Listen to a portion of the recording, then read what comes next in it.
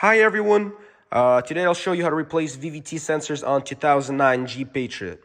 I'm pretty sure it's the same process on all of the years of Patriot all the way till 2016. It's the same motor, same location of the sensors, and one of them will be located in the back of the engine right here. This one is pretty easy to remove and replace. It's just a one bolt, one plug, so you will have no problems with it. But when it's really going to get complicated, you will get to the front of the engine and try to replace sensors right here. Because if you don't know the step-by-step process, how to remove that one, you will get some problems, so we'll waste a lot of time trying to do this. So I'll show you today how to do it pretty easy and quick. Alright guys, right now I'll show you what tools you will need in order to remove and replace the VVT sensors. So, very helpful tool will be one of those with the extension and size 10 millimeter socket. You will use this one for unscrewing the sensor itself, because each sensor have one bolt. It's two sensors right here. The bolt is 10 millimeter, and you will need one of those with the size 13 in order to unscrew the coolant canister. It's also one bolt, one clip, so it's pretty easy to remove. And another thing you will need is one of those, size 19. And also a flat screwdriver, because when you will unscrew the VVT sensors, the solenoids, it's not that easy to remove them, so you're just gonna push them out with the screwdriver. Pretty helpful during the job. Yeah. So overall, you don't need a lot of tools for that. Pretty easy job, but if you really know step by step how to do it, and I will show you that right now. So the first step that you will have to do is unscrew this hose. It's pretty easy to do. So you unscrew it. Next step will be removing coolant canister to the side so we can get a better access to one of the sensors that I'll show you right now. So in order to do this, it's going to be just a one bolt right here. Unscrew it. One clip right here. Boom. Put it to the side. So the biggest problem with removing the VVT sensor in front of the engine is this bolt.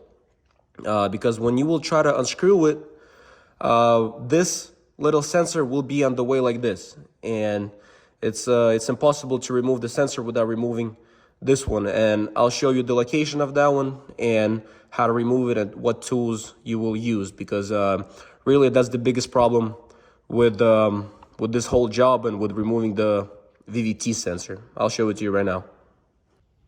Alright, so if you see the hole right there, that's where this sensor goes. And in order to remove this sensor, you will need this tool. It's the size 19. And you will use this side, because I mean really with that one it's probably possible, but it's pretty hard because not a lot of space there. So this one is size 19. It will be located in that hole. So it's gonna be the first thing you will have to remove before removing the oil solenoid, and I'll show you how to do it right now. All right, so I'll put the sensor back just so for your better understanding the way to remove it.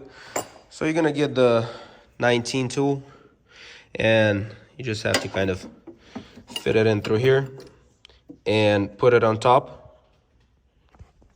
1 second. You put it on top and just unscrewing it. It's pretty easy. So yeah, that's really how you do it. So after you're gonna remove it, so remove the sensor, and you will have pretty good access to the oil solenoid bolt. And I mean, after that, it's just unscrew, pull it out, and put the new one back in. So that's really the whole job. All right, so after we remove that sensor, unscrew the oil solenoid, I'll show you how to put the new one back in. It's just pretty easy, a little hard to do in one hand, but you found the hole, just stick it back inside, and that's really it. I'll show you now how to put the bolt back in, and yeah. Also, a little tip, when you're gonna try to put the bolt back in, put a little piece of tape right here on the socket, and after that put the bolt inside, and with a little extension just screw it back in. This way it's not gonna fall off somewhere in the deep of the engine, and you don't have to find it and waste a lot more time for that. So it looks kind of like that. This way the bolt not gonna fall from the socket and you're not gonna lose it. Yeah, so after that, what you do is, really, you go from the bottom of the solenoid and just try to find the hole and screw it back in, and that's really it. Yeah.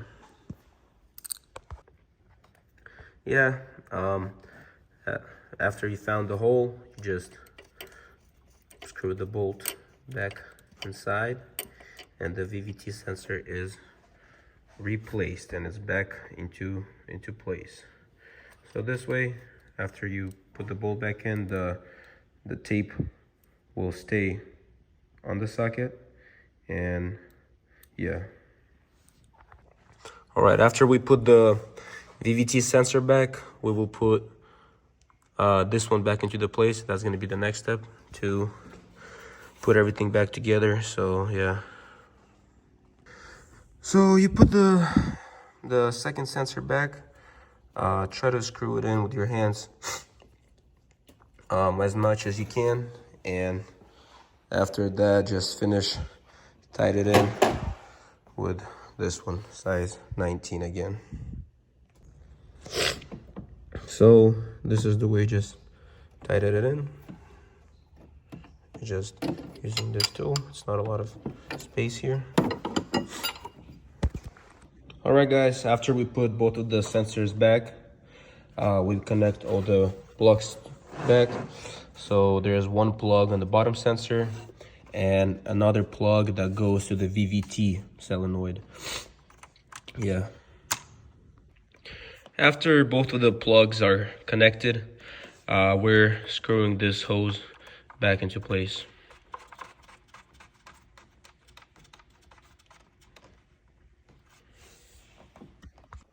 All right, after both of the sensors back in place, plugs are connected, the hose screwed back in. We're gonna put back the coolant canister. It's pretty easy to do. We just have to make sure that this clip goes inside, back in place like this. You just press it in. That's it. And we're putting back the bolt that located right here.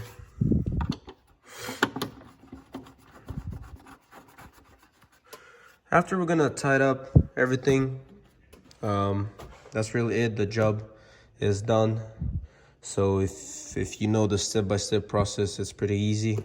I hope it's gonna help you, because when I was trying to find videos on YouTube and I was trying to understand, how to remove that VVT sensor, I didn't find anything. So I decided to make this video for you guys. Hope it's helpful. Hope your car not gonna break.